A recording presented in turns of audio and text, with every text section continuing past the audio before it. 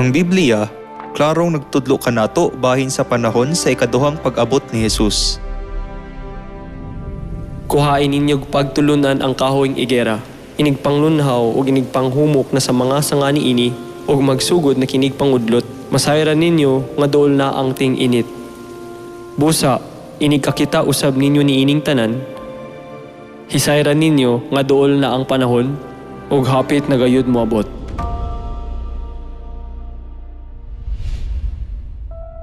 Sa dihang gipangutana sa mga tinunan si Jesus 2,000 ka tuig ang milabay bahin sa iyang ikaduhang pag-abot, giingnan niya sila nga magkat-on sa leksyon gikan sa kahoyng igera.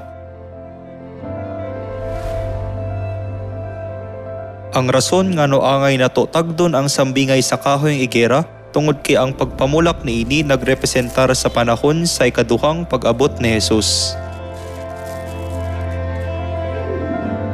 Unya, unsa ang tukmang girepresentar sa kahoyng igera?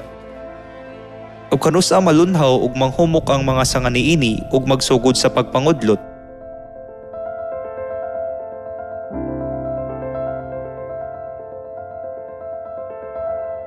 Ang kahoyng igera kasagarang makita sa nasod sa Israel. Naandan sa mga Israelita nga mopahulay ilalom sa kahoyng igera. Ukaon sila sa bunga, presko o layaman, ug himuon paganigpan. Ingana kailado ang kahoyng igera sa mga Israelita. Naghatag og sambingay si Jesus gamit ang kahoyng igera nga kasagarang makita sa Israel. May usa ka tawo nga may kahoyng igera, diha sa iyang parasan. Miadto siya aron pagpangita og bunga niini, apan wala siya'y nakaplagan. Tanawara, tulo na karong katuig nga nag-anihan ako dinhi arong pagpangitag bunga ni ining kahuya, apan wala gayud ako'y nakaplagan bisag usa. Busa putla kini kay nag-usik lamang sa katambok sa yuta. Pasag di una, sir. Bisan ni ining tuigan na lamang. Kung mamunga kini sa sunod tuig, maayo. Apan, kung dili, ipaputol kini.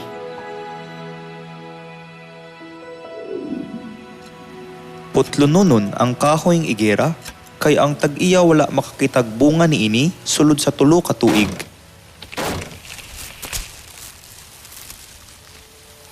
Unsa ang ginarepresentahan nining kahoyng igera?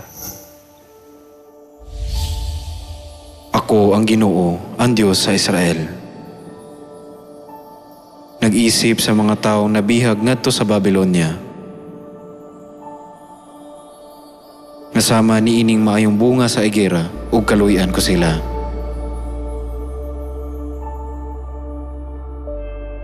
Sa Biblia, ang kahoyng igera nagrepresentar sa nasod sa Israel, ug ang tawo nga nangitag bunga nagrepresentar kang Jesus.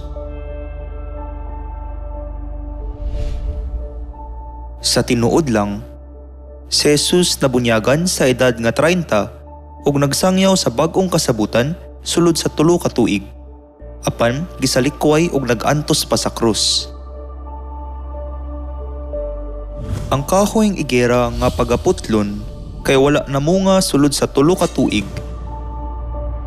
Usa ka propesiya sa kalaglagan sa Israel tungod sa pagsalikway kang Jesus.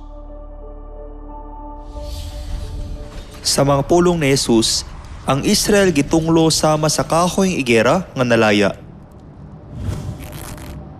Niadtong AD 70, gisugdan ang pagsulong sa Jerusalem. Si Titus, anak ni Emperador Vespasian, misulong sa Jerusalem uban sa 14 ka lehiyon nga sundalo. Ang mga templo, mga pader ug ang tibok syudad gisunog, abogray nagpabilin.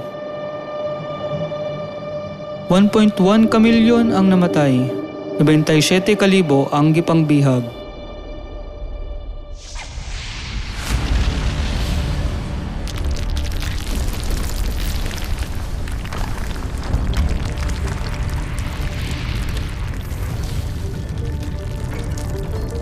Niadtong AD 70, pagkahuman sa pagsulong sa Roma, Ang mga Israelita na himong latagaw, hawalay kaugalingong nasod.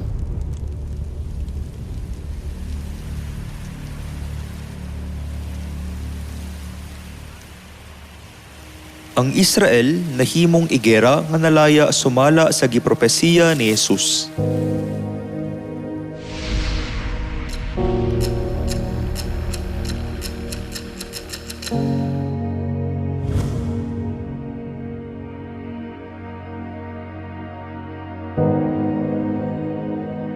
Tungod kay gitawag sila nga mga mamamatay ni Jesus, ang katawhan sa Israel gitamay o gitaog-taog sa ubang nasod.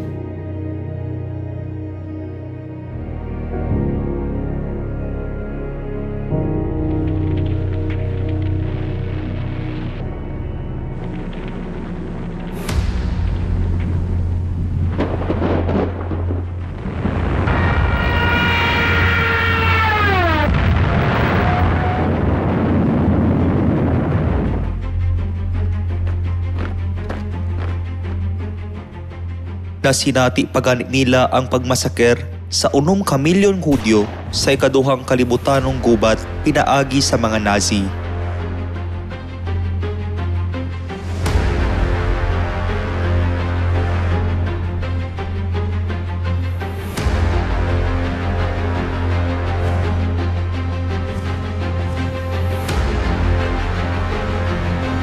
Ang uban kanila pamatyon pinaagi sa espada, ug ang uban mabihag ngadto sa tanang kanasuran.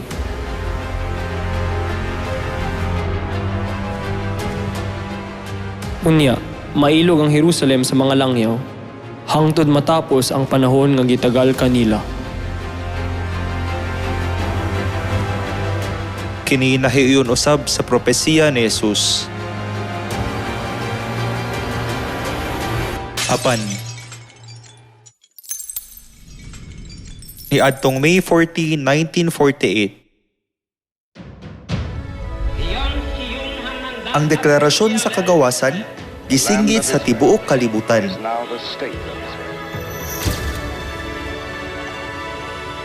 Pinaagi sa resolusyon sa United Nations, gideklara nga magtukod og kaugalingong nasod ug tawgon kinig Israel.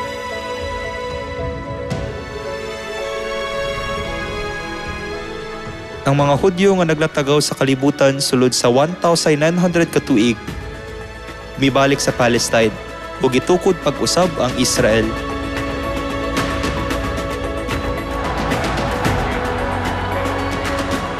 Ang pagbalik sa ilang yutang natawhan human 1,900 ka tuig usa ka milagro nga dili makita sa ubang nasod o sa tibuok kasaysayan sa mga tawo.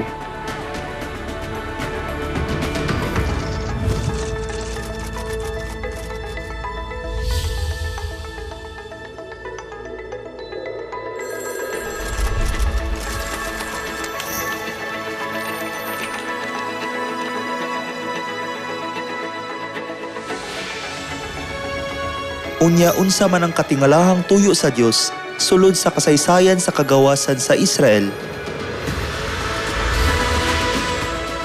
Kuhain niyong pagtulunan ang kahoy igera. Inig panglunhaw ug inig panghumok na sa mga sanga niini ug magsugod na kinig pangudlot masayra ninyo nga duol na ang ting-init.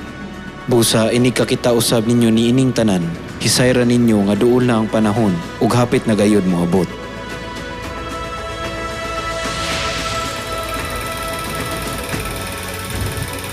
Inig panglunhaw ug inig panghumok na sa mga sanga niini o magsugod na kinig pangudlot. Niadtong 1948, ang nasod sa Israel nga gihulagway sama sa kahoy igera nakabaton sa iyang kagawasan. Ang ikaduhang pag-abot ni Kristo niabot ug nanuktok na sa pultahan sa atong mga kasing-kasing. Nagtindog ako sa pultahan ug nagtuktok.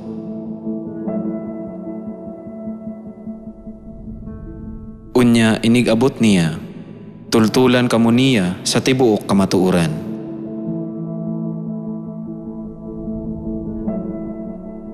Dili siya magsulti sa iyang kaugalingong pagbuot, kundili sultihan kamo niya sa iyang nadungog, ingon man sa mga butang umaabot.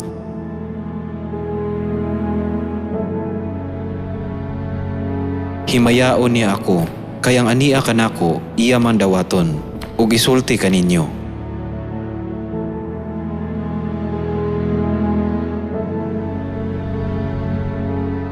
Ang ikaduhang pag-abot ni Jesus nga may pakita ni adtong 1948. Kinahanglan magbalik sa bag-ong kasabutan nga iyang gisangyaw ug gibuhat sa iyang unang pag-abot. Kinsa siya? Siya ang nabunyagan sa edad nga 30 ni adtong 1948 ug nagsugod siya ang kinabuhi sa ebanghelyo isip espirituhanong hari sa Israel. Siya mao ang ikaduhang pag-abot nga Kristo ansanghong. Gibalik ni Kristo ansanghong ang kamatuoran nga naguba. Gitukod ang Church of God ug ang pundasyon sa dalan sa kinabuhi alang sa tanang katawhan.